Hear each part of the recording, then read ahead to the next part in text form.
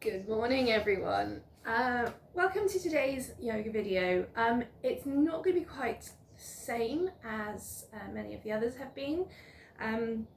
It's a beautiful morning here and I've got up early, I've done my exercise, thank you very much Joe Wicks, and I've finished that off with my own little personal yoga practice, a little bit of meditation, and I thought it might be nice to share with you all one of the aspects of my practice that I really enjoy. And if you come to my classes, you will know that I absolutely love being upside down in whatever form.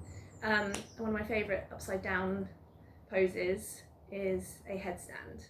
It's probably one of the more accessible complete inversions. For me, I think it's more accessible than Pinchamarasana or a handstand. And there are various ways of getting into a headstand and doing a headstand. A headstand does not have to be in the middle of the room, on your head, legs vertical. Any position where your hips are higher than your heart, your head is on the ground, a little bit of gauge think through the core, and you can breathe, you're in an inversion. So don't feel that you are not doing it correctly or not doing yoga right if you're not going up fully, because that's not what yoga's about. It's not about pushing yourself to a point where you're going to risk hurting yourself. So hopefully you are going to be watching this video after you've done a little bit of warming up, maybe a little bit of your own yoga practice, and you can put some of these little drills, little warm-up exercises into your own practice, or you can practice them independently after a little warm-up first, a little bit of breathing, and use them and then go into practicing some headstands. So the first thing that we're going to do is to find our correct alignment with our elbows, hands, arms, shoulders.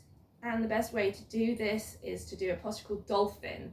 Now often this posture in class is met with lots of grunts and groans because it is hard work. It becomes easier the more you do it, and the more aligned you become in the posture, certainly the easier it is. So we have to think of our bones as assisting poses like headstands. We're going to learn a Baddha Shishasana, a bound headstand today. And the bones in our arms, if they are vertical, you've got weight transferring down. They are weight bearing, so the weight is transferring down through the bones.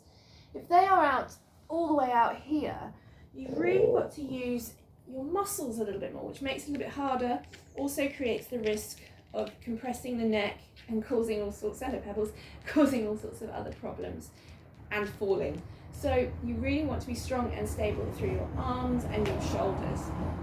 So there is no one size fits all for yoga, for our bodies, in fact, not just for yoga, for anything we do, there is no one size fits all. We are all wonderfully different, which is the amazing thing about human beings.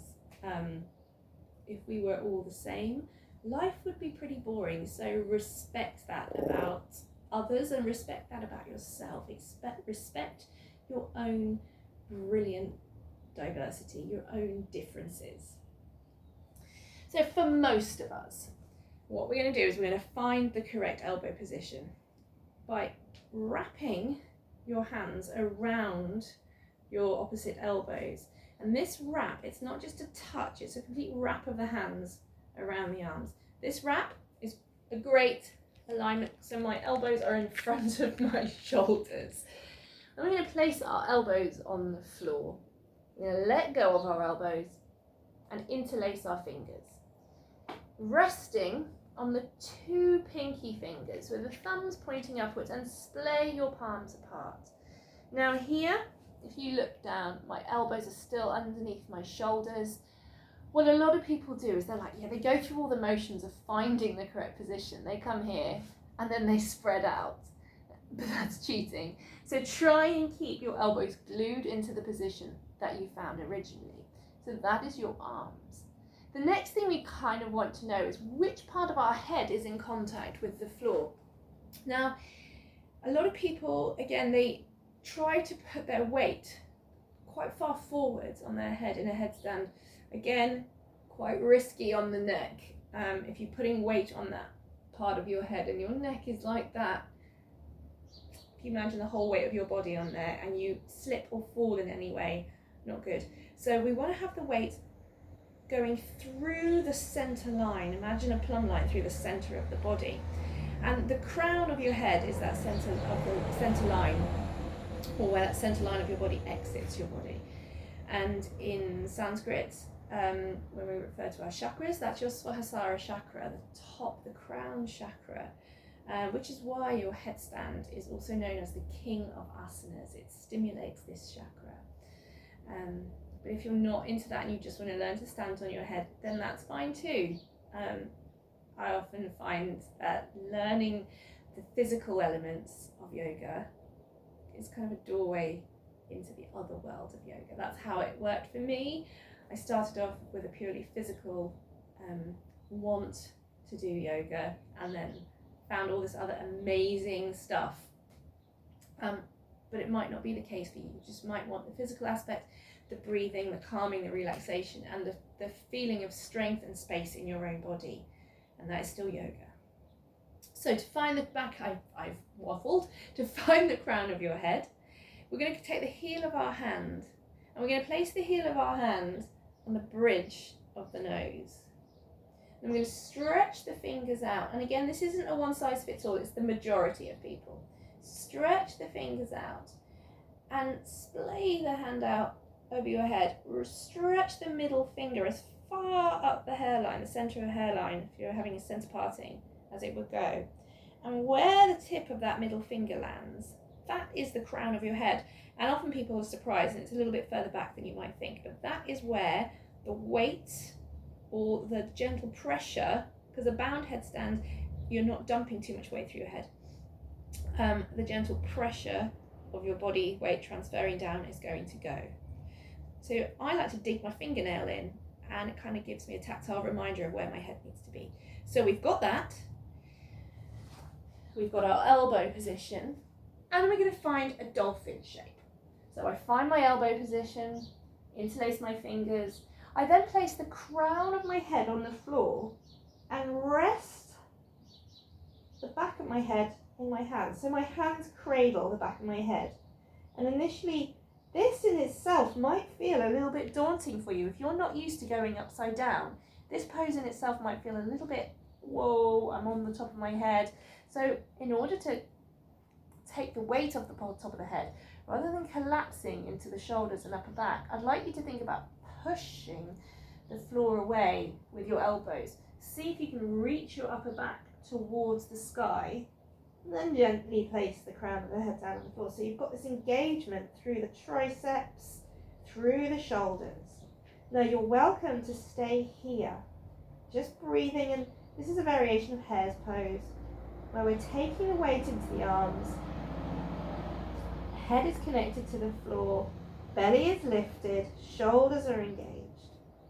If you want more, you can tuck your toes under and see what happens if you lift your hips up and back. Down dog shape, a little bit more weight transferring through the arms, so you've got to work a little bit stronger. Lovely. And then release down. Come back, untuck your toes, and come into a child's pose. You can just stretch your arms out behind you, forehead to the floor, have a little rock and a sway, have a shake out. Now, once you've practiced that a few times, we can go into some strengthening exercises for the shoulders, for the core. Excuse me, I'm going to sneeze. Right. My daughter's been making a den in the garden, and there's lots of grass and flowers and all sorts coming on all over the space. So, the next thing we're going to do is some strengthening for the shoulders. So we're going to find our dolphin position with our arms, and we're not going to put our head down this time. We're going to step back into a forearm plank with our fingers interlaced, coming down into your forearm plank. Holding this, pushing the floor away. Then we step the feet a little bit further in and lift the hips up. My head is free, and I'm looking at my knees, pushing into my arms. Then I step the weight back, the feet back. Bring the chest forward, maybe tap the chin to the thumbs, lift up through the hips and step the feet in. Step back, transfer the weight more forwards, maybe tap chin to thumbs. pull back with your hip support, step in, perhaps step in a little closer, step back, come forwards. Really good exercise for strengthening the arms and the core. So perhaps if you want to have a go at that, take a little time to maybe do 10 to 15 of those. Amazing practice for headstands. That strength is going to be what holds you up. So the next place we're going to go is to the wall, and we're going to practice going upside down if it's your thing. If not, you stay in your hare's pose. So the wall is always your friend. So come to the wall, and yes, it's your friend, but you don't want to be too close to it. You don't want to be right up against it, because we have all got bottoms, and if we're too close to the wall, when we do go upside down, our bottoms are just going to bounce off the wall and we're not going to get up. So we want to be, I don't know, about 6 inches away from the wall with our hands. So you've got a little bit of space, and it will still be there to catch you, so don't worry about it. And this is scary. If you've not done this before, it might be a little bit daunting. Find your breath, maybe have a moment sitting, breathing, contemplating if this is right for you today.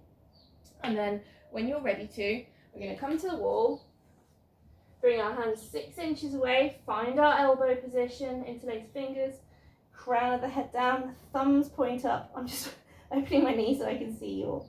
Tucking your toes under, pressing into your shoulders, lifting up. Most of the weight is through my arms, minimal weight through my head. I walk my feet in until it feels like I'm going to do a forward roll, stacking my hips on top of my shoulders, and my elbows are still pressing down. Don't let your elbows flap. Then you can lift one foot up and maybe the other, and have a little hover in an egg shape. Maybe you needed to kick up here, and if you did need to kick up, that's okay to start. And your feet might come to the wall behind you, and slowly you can start to extend your feet, rest them on the wall. Keep pressing into your elbows. Maybe one foot comes away, maybe the other. If you've got your egg shape without the walls, if you can maintain not using the wall, smile, and come up. Amazing, well done everyone. We come back into our egg shape to come down, or you can walk your feet down the wall, and with control, landing your feet, landing your knees. Really important here to decompress after your headstand, particularly if it's new to you, even if it's not new to you. So come into a child's pose straight away. Stretch your shoulders, bring your arms out behind you, forehead to the floor. If you want to take your knees wide, you can. And just take a few breaths, relaxing in your child's pose.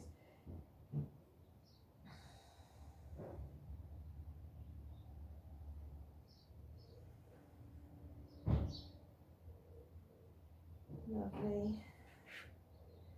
And then coming up to an upright position.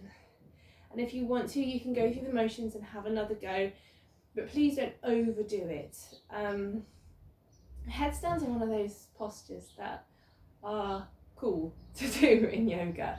And I myself, little personal story here, I became a little bit obsessed with needing to do a headstand. It was important to me that I needed to be able to do a headstand, particularly when I started my teacher training, and I signed up for my teacher training and I couldn't do a headstand, and I thought, well, I can't be a yoga teacher if I can't do a headstand. But soon realised that there were plenty of other people in the same position as me, and it became less and less important, and the less importance I placed on it, the easier it became. It just happened, and now it's one of my favourite things to do. I feel confident being upside down in any situation, perhaps not on a handstand. We're still working on that one, but headstands, I've got them, I love them, but they might not be for you. So please do listen to your body. If you have any neck injuries or shoulder injuries, perhaps that one's not for you either. So have a go, have a play with it, and let me know how you get on. Great.